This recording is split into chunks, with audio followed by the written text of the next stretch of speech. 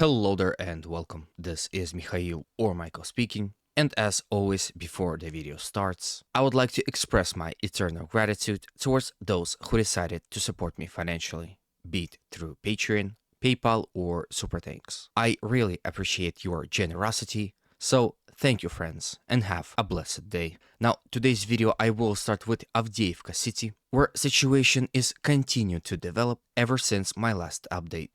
More and more video confirmations are coming in from the Russian side, proving that they had captured this garbage mountain from the Ukrainian forces. The video itself shines some light as to how exactly Ukrainians had fortified this area by basically using rat holes. This is one of the reasons why recent Russian attacks in the direction of those defensive fortifications were so unsuccessful. But it would seem that after changing approach and systematically bombarding Ukrainian forces within this area, Russians were literally able to smoke them out and force them to retreat. After that, they were able to storm it and completely clear the whole mountain. Unfortunately, some of the portions of the video I must censor because of the infantry not only present but being under artillery fire. But again, for those who want to see my videos uncensored, you can always join my Patreon. Now you can see that Russians raised their flags on that mountain. And in the background, you can see the Avdeevka coke plant. With this recent territorial gain, Russian forces acquired important, dominant tactical height in this area and now have full fire control over the entire plant.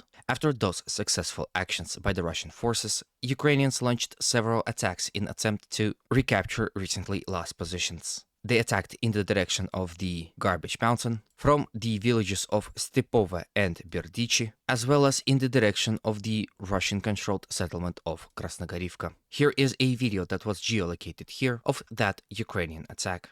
As you can see on the video, there are two Ukrainian tanks advancing in the direction of the Russian positions in front of Krasnogorovka. One is almost immediately hit, and then other is hit by the Russian drone. Generally speaking, this is the situation on the northern flank. Not only did Russians deny Ukrainian attempts at counterattacking almost everywhere across the front, but they also have counterattacked from Krasnogorovka, and as a result of that, recaptured about this much territory from the Ukrainian side. If you're still doubtful, here is another resource that supports this claim. For example, this is a pro-Ukrainian map, and this is the recent territorial change that they have claimed. This is the situation of yesterday, and this is the situation of today. As you can see, Russians continue to increase their presence along this rail line that will then help them to advance in the direction of Novokalinova, which Ukrainians are constantly using as a base for their attacks in the direction of Krasnogorovka. Russians are now also reached the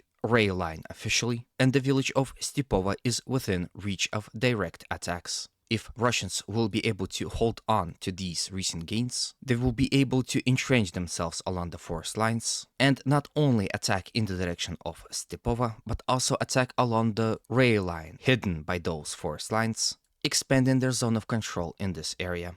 With this recent territorial gain, the Avdeevka coal plant is now in danger of being attacked from two directions. Then from the northern flank, let's quickly discuss the situation on the southern one. Despite the fact that Russians continued their offensive operation from the settlement of Vadyane in the direction of settlements of Severne and Tonenke, also attacked from Apitne in the direction of Ukrainian positions in between this village and the city of Avdeevka itself, and also attacked in the direction of Avdeevka from the settlement of Spartak, at this point in time there is no reason to suggest that those attacks were successful. As you can see, despite everything, Russians continue to advance in attempt to commit a pincer maneuver, and although at this point in time the advancements are slow, as you can see they are gradual and are happening almost daily. Of course, mostly pro-Ukrainian side is claiming that not only Russians are having massive losses here on this front, but also will never succeed at taking Avdeevka, but please don't forget they said the same about Bakhmut. And again, as I like to say, time will be the judge of those claims. And anyway, not only do I want to use this opportunity to ask you to consider supporting this video with a like, comment, and a subscription if you haven't done so, the YouTube algorithm will see your activity and will promote this video to more and more people, which will greatly help this channel. Also, I would like to know your opinion on this front. What do you think about those claims? Whether Russians will be stopped and the offensive would be called off, or Russians will continue to attack? until Avdeevka is either completely encircled or captured,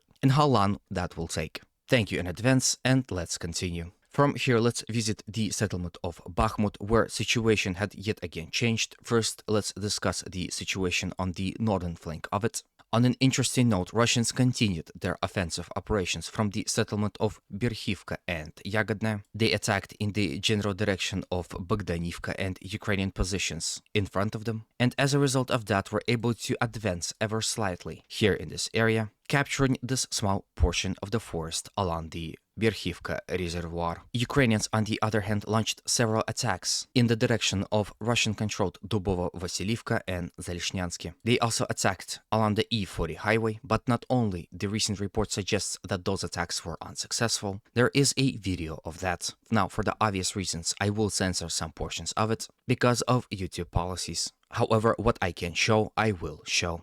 Now, it is important to note that this attack was not of any massive scale. Basically, it was one infantry fighting vehicle with the entire platoon in it, and maybe some on top. The Ukrainian BMP was hit. It was unclear whether it ran over a mine or was hit by Russian artillery. On the video, I don't see the tracks being damaged, so I would assume it was an artillery piece or ATGM that forced Ukrainians out of the vehicle and into the open, which resulted in a pretty heavy loss of human life. Then those who were able to move retreated to the forest lines and called on evacuation vehicle. Unfortunately for the Ukrainians, Russian drones were watching closely, and as soon as Ukrainians came out in the open and started loading their wounded, they started shelling them heavily. One of the shots lands extremely close to the evacuating Ukrainians, as it seemed wounding most of them in the process. Then another artillery strike hits very close. However, it would seem that those Ukrainians will celebrate their second birthday today, as they were able to safely evacuate most of their wounded and retreated safely behind their defensive lines. From the northern flank, let's discuss the situation on the southern one, where the situation is much more difficult, and discuss the situation here.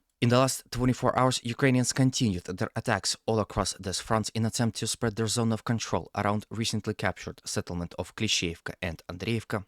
They attacked in the forest to the north of Klishevka, as well as within the rail lines and beyond it. Same could be said about the village of Andreevka. Generally speaking, it seems like Russians repelled attacks of the Ukrainian forces here near Klishevka. However, the situation near Andreevka is different. As a result of a successful Ukrainian attacks beyond the rail lines, this is exactly how much territories they were able to recover. Almost immediately, Russians counterattacked. Not only they have done so in the direction of their recently captured positions, but also attacked from the settlements of Zelenopilya and Kurdyumivka. At this point in time, there is almost no information about Russian counterattacks in the direction of Andreevka. However, as recent report suggests, Russians were more successful here near the village of Zelenopilya, and as a result of successful offensive operations, were able to recover about this much territories from the Ukrainian side.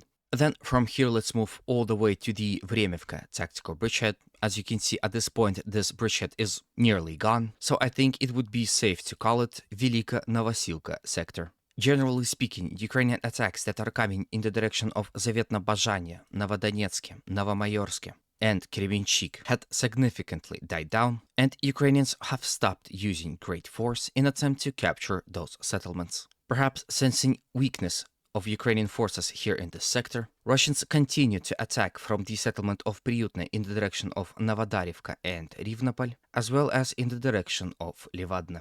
Then from Velika Novosilka sector, let's visit Rabotina-Verbovo sector, where in the last 24 hours Ukrainians were oddly passive. It seemed like that after unsuccessfully advancing in the direction of Kampani, they decided to wait out and go through rotations. And here on the video you can see Russians cutting Ukrainians in the middle of that said rotation. Here you can see several Ukrainian vehicles being spotted by the Russians, after which Russians fire ATGM missile, hitting them in the process. Then actually we have another front where situation had also changed. If you remember, Ukrainians recently launched a amphibious assault, and as a result of that were able to not only successfully land but also entrench themselves in the portion of the Krynki settlement. At this point in time, despite continuous Russian counterattacks, artillery strikes and aviation strikes, Russians are still to this day are unable to deal with this recent Ukrainian landings. But due to all this action by the Russian side, Ukrainians are also unable to advance further on,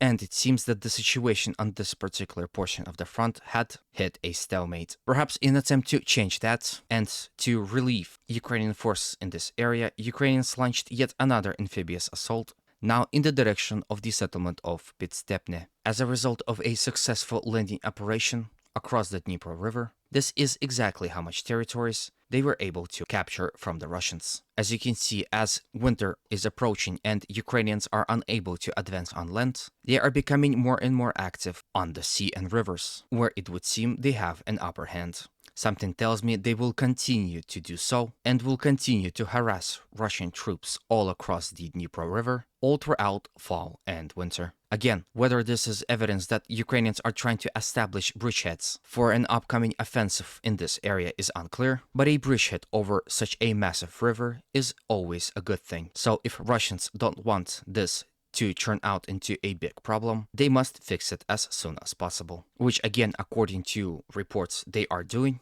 by constantly attacking Ukrainian forces here in this area. With this, I end today's video. Hopefully it was informative enough and to your liking. As always, humanity calls me to condemn all violence against human beings.